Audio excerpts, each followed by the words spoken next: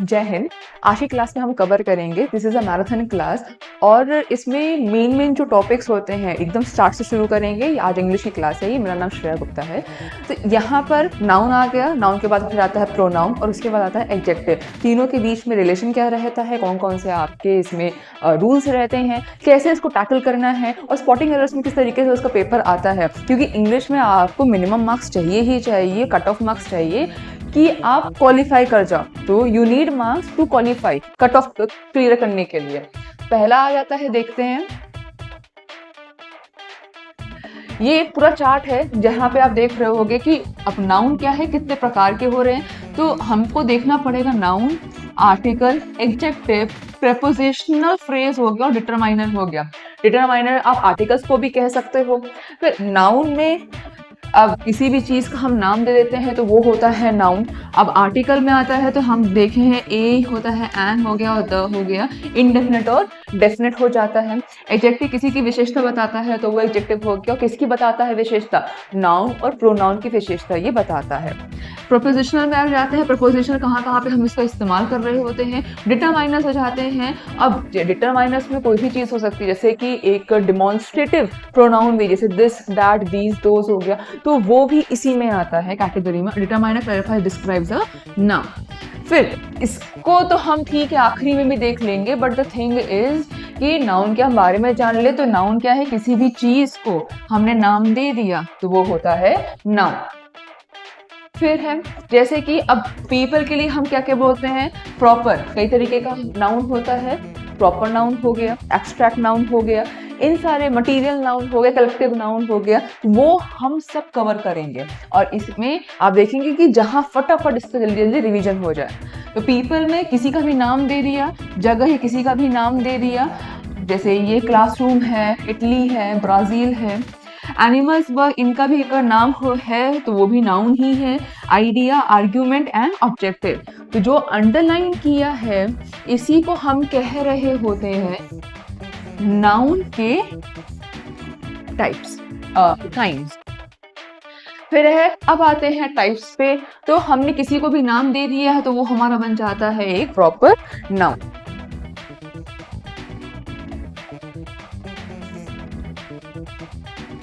फिर common noun, common और इनमें अंतर क्या आ रहा है? एकदम बेसिक सी चीज़ है कि कॉमन नाउन जहाँ पे कोई भी चीज़ स्पष्ट ना हो, कोई भी चीज़ स्पेसिफिक डेफिनेट ना हो, तब हम उसे कह रहे होते हैं कॉमन नाउन। कलेक्टिव नाउन, किसी को भी हमने एक गठन बना दिया तो वो कलेक्टिव नाउन कहलाता है। नाउन आप कभी भी इंग्लिश पढ़ो तो उसके साथ एग्जाम्पल ज़रूर पढ़िएगा, वही मेन है। वैसे किसी का भी नाम दे दिया तो हम पीछे देख चुके किसी का भी नाम आ गया। कॉमन इससे अलग क्यों होता है? क्योंकि प्रॉपर का मतलब तो स्पेसिफिक हुआ, पर इसका मतलब होता है क्योंकि नाम ही है कॉमन, अनस्पेसिफिक, पता नहीं हम किसके बारे में बात करें। मैंने देखो वो लड़का जा रहा है तो वो लड़का कौन है वी डोंट नो, पर उस लड़के का आपने नाम दे दिया, जैसे कि राम है, श्याम है, राहुल है, तो वो बता दिया कि हाँ दैट इज प्रॉपर, तब स्पेसिफिक हो जाता है। कलेक्टिव में जैसे क्राउड हो गया, कम्युनिटी हो गई, आर्मी हो गई, बुके हो गया, जो गुलदस्ता होता है वो। एब्स्ट्रैक्ट में अगर देखते हैं तो एब्स्ट्रैक्ट कुछ भी हो सकता है, जैसे एक आइडिया है, एक क्वालिटी है, एक स्टेट है, मतलब स्थिति बता रही होती है। स्ट्रेंथ, इनोसेंस, फियर, जजमेंट, फिर गुस्सा आना, खुश होना, फ्रस्ट्रेट होना, कंफ्यूज होना, ये सब इसी में आ जाता है। मटीरियल नाउन में आ जाते हैं तो कोई भी नॉन लिविंग थिंग होगा तो वो मटीरियल नाउन ही होता है। जैसे कॉटन, गोल्ड, सिल्वर, किसी को भी नाम दे दियो जो कि नॉन लिविंग थिंग में आता है। नेक्स्ट है जेंडर। अब दूसरा टाइप आ गया है इसका नाउन का। जेंडर की बात करें तो एक मैस्कुलिन में आ जाएगा, एक फेमिनिन में आ जाएगा, मेल और फीमेल का। जब हम एक ऐसा वर्ड बोल रहे हैं जहाँ पे हमको ना मेल समझ में आ रहा है कि फीमेल, जैसे मैंने बोला स्टूडेंट, ठीक है, या फिर मैंने बोला चाइल्ड या फिर चिल्ड्रन, तो इसमें हमें नहीं समझ में आ रहा है कि उनका जेंडर क्या है।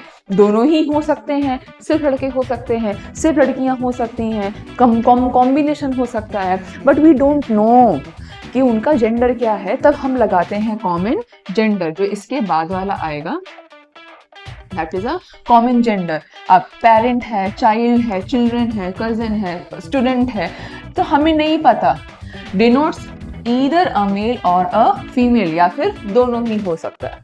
Neuter again non living thing के लिए होता है, ये डिनोट्स विदाउट लाइफ, नाइदर, ना ही मेल के लिए है। देखो कॉमन में क्या होता है कि या तो मेल होगा या तो फीमेल होगा, पर हमको पता नहीं है। न्यूटर में क्या होता है, दोनों में कोई भी नहीं है। अब कोई भी अगर नॉन लिविंग थिंग होगा, जाहिर सी बात है कि वो ना ही मेल हो सकता ना ही फीमेल हो सकता है। ऐसे को हम किस में, जैसे कि पुल, जैसे कि पेन, बुक, रूम, ये हुआ, सॉरी। तो इसमें हमने देखा कि दिस इज एन ऑब्जेक्ट, ये एक मटेरियल है। मटेरियल के लिए हम हमेशा का प्रोनाउन भी यूज करना होगा, तो इट करेंगे। फिर आते हैं, नेक्स्ट पार्ट आता है नाउन का, वो है नंबर। नंबर में देखोगे तो सिंगुलर नाउन हो गया, प्लूरल नाउन हो गया। अब सिंगुलर नाउन मतलब एक वचन होता है, प्लूरल मतलब होता है बहुवचन। सिंगुलर में अगर ये देखोगे तो वन पर्सन या फिर थिंग दोनों ही होते हैं। प्लूरल में देखो denotes more than one person और थिंग। अब डिनोट डिफरेंशिएट हम कैसे करते हैं, ये सिंगुलर है, मैंने कहा एक पेन है, मैंने कहा बहुत सारे पेन है तो हमने लगा दिया एस, काउ है तो एस। नेक्स्ट, अब एक इसी में एक पार्ट आता है काउंटेबल का और अनकाउंटेबल का। ये समझना बहुत ज़रूरी है क्योंकि ये एंड तक जाएगा, जितने भी आपके पार्ट ऑफ स्पीच होते हैं उसमें ही ज़रूर आएगा ये। और कहाँ पे हमको एस लगाना है, कहाँ पे नहीं लगाना है, कोई भी सिंगुलर होता है तो उसका प्लूरल कैसे बनेगा, वो चीज़ भी देखी जाती है। तो काउंटेबल अनकाउंटेबल अगर देखा जाए, countable are the name of the objects, people, ऐसा दैट वी कैन काउंट, जिसको हम गिनती कर सके वो काउंटेबल है। जैसे बुक, एप्पल, डॉक्टर, हॉर्स। पर मैंने कहा मेरे को गुस्सा आ रहा है, तो गुस्सा काउंट नहीं हो सकता। मुझे पानी चाहिए, तो पानी काउंट नहीं हो जब तक कि आप उसके पहले कोई मेजर वाली चीज ना लगा दो। द मेन, अब अनकाउंटेबल आता है, तो अनकाउंटेबल वो होते जिनको हम काउंट ना कर सके। The main they mainly denote substances and abstract. ये होते क्या है, कोई भी अगर एब्स्ट्रैक्ट थिंग होगा, गुस्सा आना, कंफ्यूज होना, भूख लगना, तब हम इसको अनकाउंटेबल में डाल देंगे। कुछ और ऐसे तत्व होते हैं, और तत्व का मतलब हो जैसे कि गोल्ड केस। अच्छा, ये कॉन्सेप्ट याद करना और समझना बहुत ज़रूरी होता है, बिकॉज जब तक आपको ग्रामर नहीं पता होगा, पार्ट्स ऑफ ग्रामर नहीं पता होगा, तब तक आप आगे का चाहे वो फिलिंग द ब्लैंक्स हो, क्लोज टेस्ट हो, वो आप उसको नहीं कर पाओगे। तो इसका रूल्स जानना बहुत ज़रूरी होता है, क्योंकि तब आपको पता होगा, तभी आप उसमें से एरर निकाल सकते हो। अपोजिशन का मतलब होता है एक के बाद एक, लगातार हम नाउन का इस्तेमाल कर रहे हैं। हमने पहले नाउन का इस्तेमाल किया सब्जेक्टिव की तरह, फिर से हमने नाउन का इस्तेमाल किया उसी चीज़ को बताने के लिए या फिर उसी चीज़ में ऐड ऑन करने के लिए, एडिशनल। जैसे राम कौन है, हमारा कैप्टन है, मेड 50 रन, 50 रन उसने बना लिए। कैप्टन है, क्रिकेट खेल रहे हैं, तो वो हमारा कैप्टन है, उसने 50 रन बना लिए, तो ये हमारा नाउन हुआ। कैप्टन भी तो नाउन है, हमारा कैप्टन। इसको कहते हैं पोजीशन, कि when one noun follows another describing it, क्योंकि ये नाउन इसी को डिस्क्राइब करने के लिए लगाया गया है। The noun which follows is said to be apposition. तो अब ये नाउन जो यहाँ पर आया, इसको कहते हैं अपोजिशन, क्योंकि इसका इस्तेमाल इसके लिए किया गया था। अब कबीर कौन है, कबीर द ग्रेट रिफॉर्मर, यहाँ पे इसको कहते हैं हम लोग ये अपोजिशन। तो सेंटेंसेस ऐसे भी बनते हैं। नेक्स्ट है रूल्स एंड एग्जांपल्स। कुछ बेसिक, बहुत ही ज्यादा हाईली यूज्ड ये रूल्स हैं and you should know about it. अब इसमें देखेंगे रूल्स और एग्जांपल्स में, तो some nouns always take a singular word. कुछ नाउन ऐसे होते हैं जो हमेशा सिंगुलर ही जाते हैं। ठीक, सीनरी, एडवाइस, ये ऐसे शब्द हैं, जैसे आप इसको देखोगे यहाँ पे, ये देखोगे scenery, advice, information, machinery, stationery, furniture, abuse, fuel, rice, gram, repair, news, mystery, poetry, physics, economics, mathematics, classic, business, ethics, athletics, innings, gallons.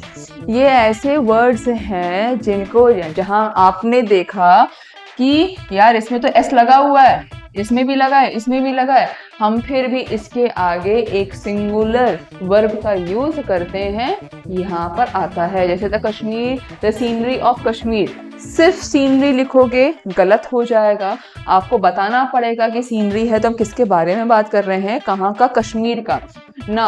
अब हम देखें यहाँ पर कि यार ये आया कश्मीर जो कि है नाउन, नाउ ये भी अपने आप में सिंगुलर है, सामने दिखाई दे रहा है कि कश्मीर सिंगुलर है, यहाँ पे आर नहीं आएगा, इज आएगा। हुए हैं जो पीछे का रूल था ये आपने देखा।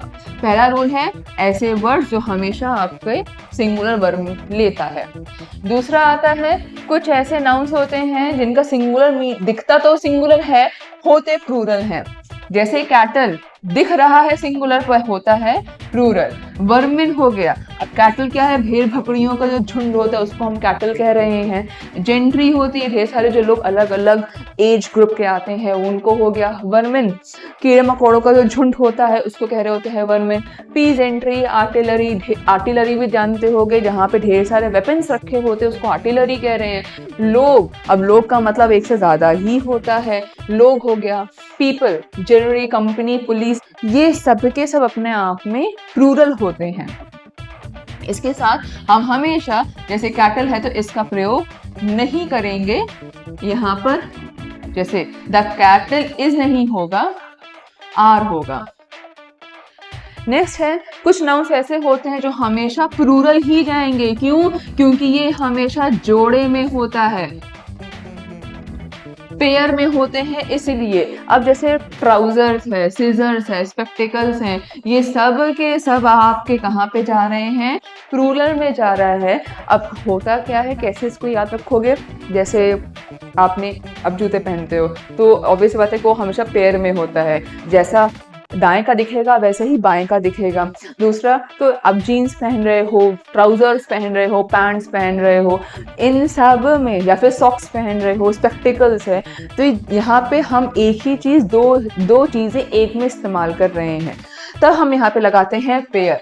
इसका अपवाद भी है एक, अपवाद इसका ये है,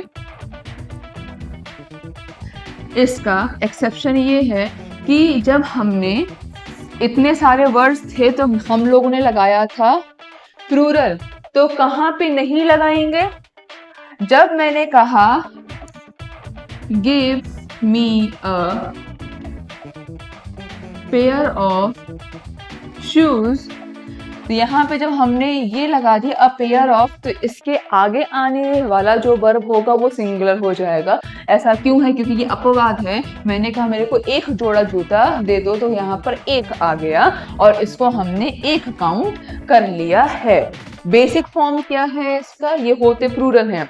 सिंगुलर कब बन जाएगा, जब आप लगा दोगे a pair of.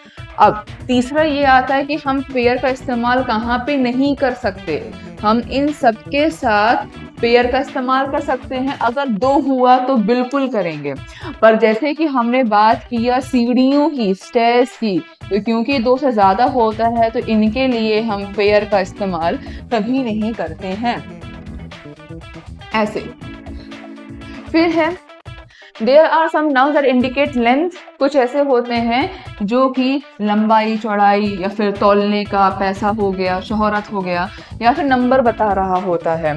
When they are preceded by a number, अगर इनके पहले आपने एक नंबर लगा दिया तो इनका फॉर्म चेंज नहीं होता है। जैसे कि give me a 5-year degree course, it is a 5-year degree course. तो यहाँ पे क्या बोल रहा है कि नंबर आ गया, तो यहाँ पे अब ईयर में एस नहीं लगेगा।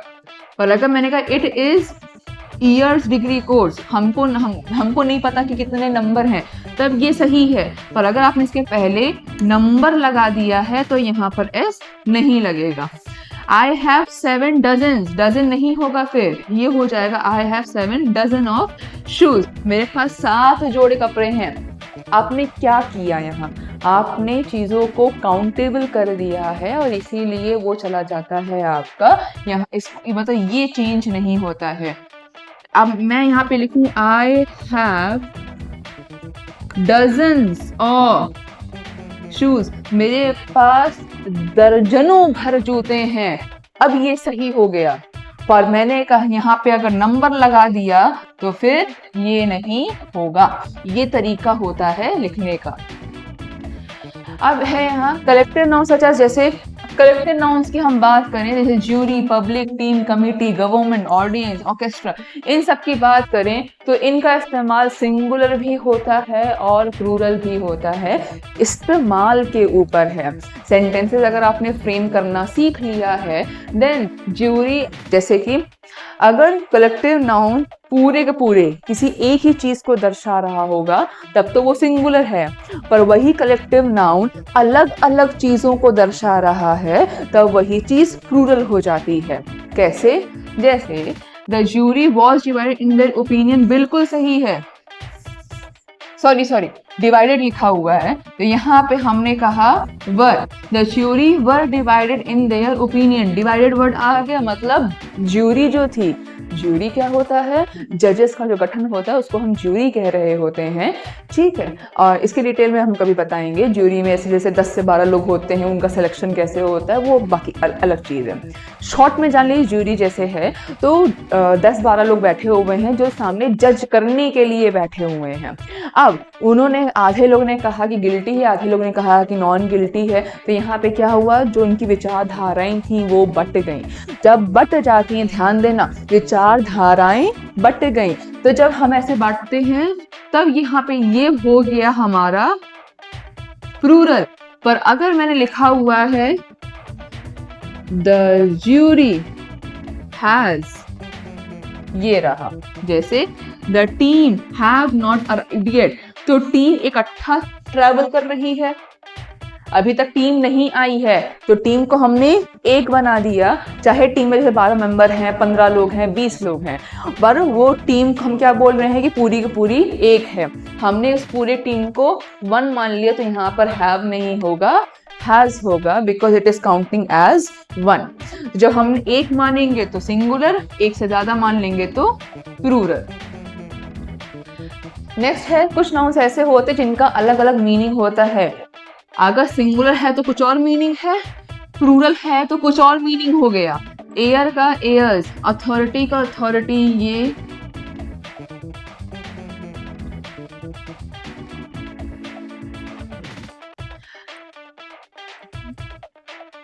एडवाइस में अगर देखा जाए तो एडवाइस का मतलब होता है काउंसिल, पर एडवाइसेस का मतलब होता है जानकारी देना।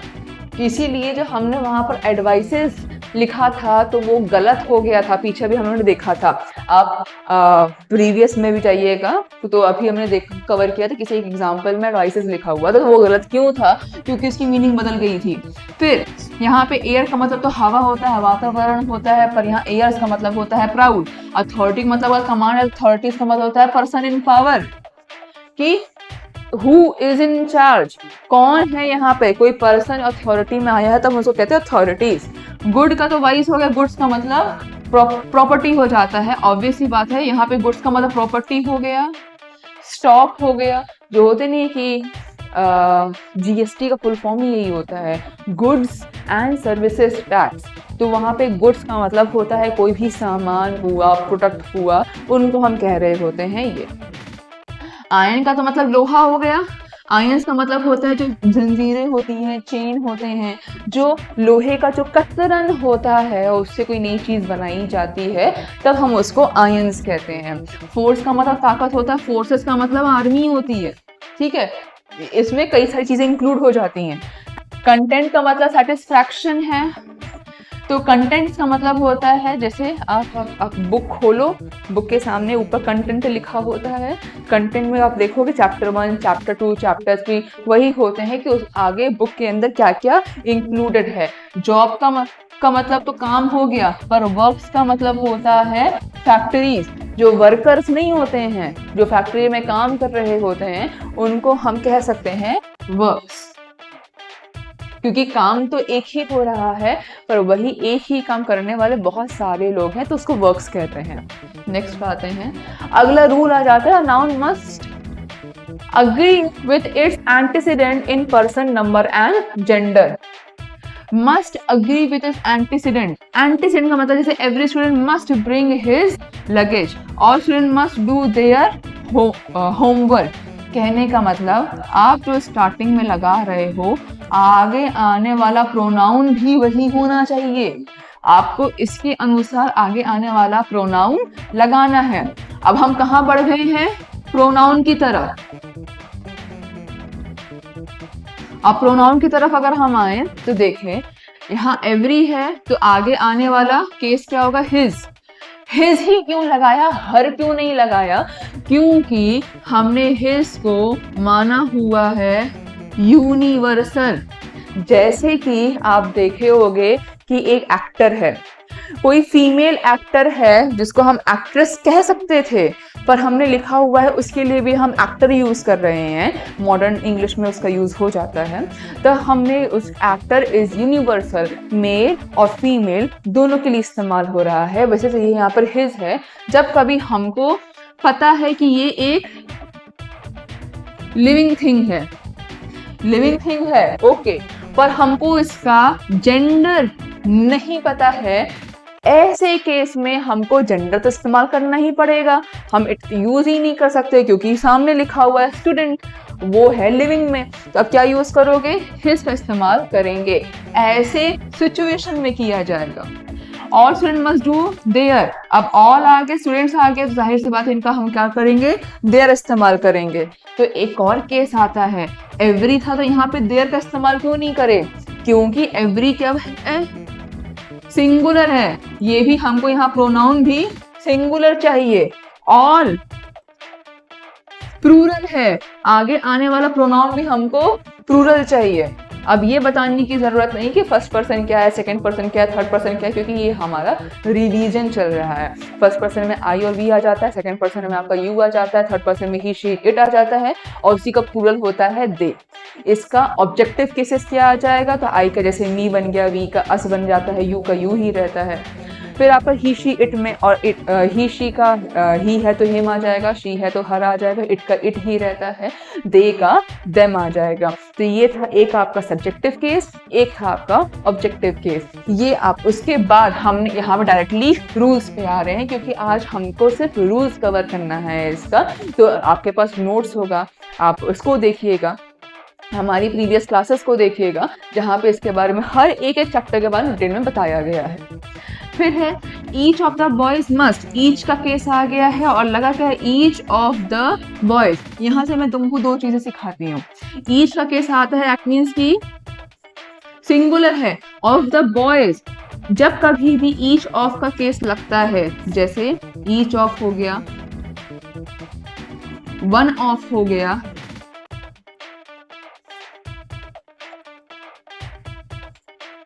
आइदर ऑफ हो गया,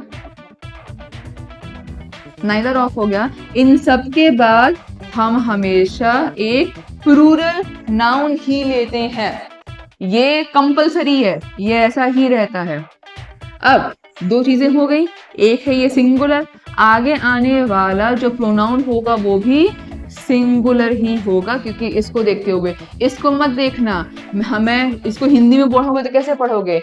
हर एक लड़का, तो हर एक लड़का हुआ ना, तो एक के लिए हम क्या यूज कर रहे हैं? हिज। फिर है while using everybody। अब ये आया case everybody, everyone, anyone, each of the pronouns of the masculine feminine, इसका आ जाता है। And each the pronoun of the masculine or the feminine gender is used according to the context।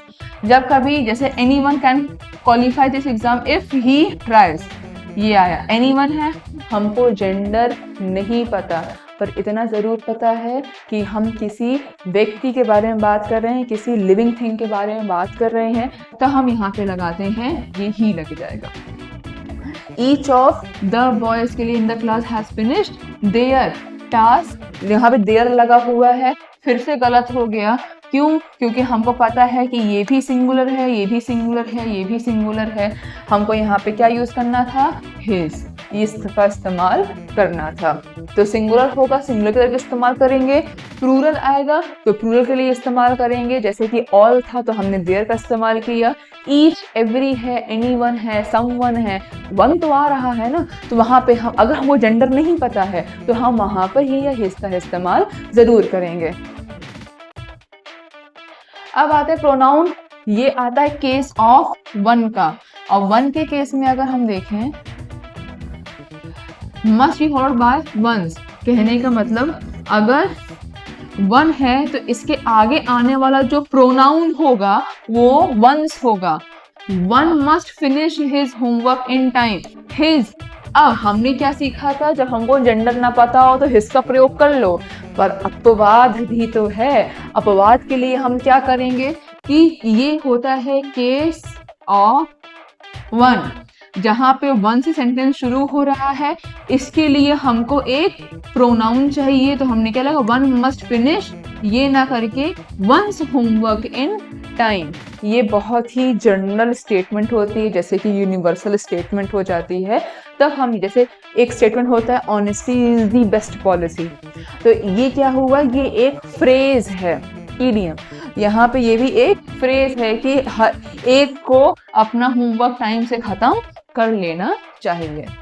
अब ऐसे में आपका आता है एंजॉय, अप्लाई, रिजाइन, अक्विट, ड्राइव। इनको अगर आप देखोगे एक एक करके, ड्राइव, इन सब को when use as transitive verbs always take a reflexive pronoun after them. इनके बाद हमेशा एक रिफ्लेक्सिव प्रोनाउन लगता ही है, जैसे